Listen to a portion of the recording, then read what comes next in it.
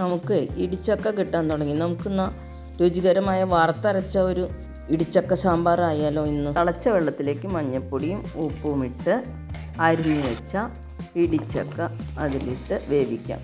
4 തക്കാളി, 2-3 ചെറിയ ഉള്ളി, പച്ചമുളക് എന്നിവ ഇട്ട് നന്നായി ഇളക്കി അടച്ച് വയ്ക്കാം.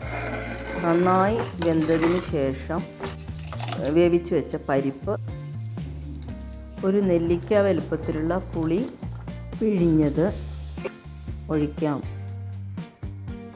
വറുത്തരയ്ക്കാനായി ചൂടായ എണ്ണയിലേക്ക് കായം, അതുപോലെ 4 കപ്പലമുളക്, ഉള്ളി, കറിവേപ്പില, 1/2 സ്പൂൺ ഉലുവ, ഒരു 4 ടീസ്പൂൺ മല്ലിപ്പൊടി, അരമുറി തേങ്ങ നല്ലോണം ബ്രൗൺ കളർ വരെ വറുത്തതിന് ശേഷം അരപ്പ് അതിലേക്ക് ഒഴിക്കുക.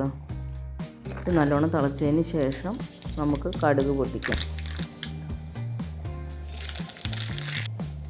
അങ്ങനെ നമ്മുടെ ഇടിച്ചക്ക സാമ്പാർ, വറുത്തരച്ച സാമ്പാർ റെഡിയായി. നിങ്ങളും ഇത് ഇടിച്ചക്ക കിട്ടുമ്പോൾ ഇങ്ങനെ ഒന്ന് ചെയ്ത് നോക്കൂ. നല്ല സ്വാദാണ്. ഇത് ചോറിനോടൊപ്പം കഴിക്കാൻ നല്ല രുചിയായിരിക്കും.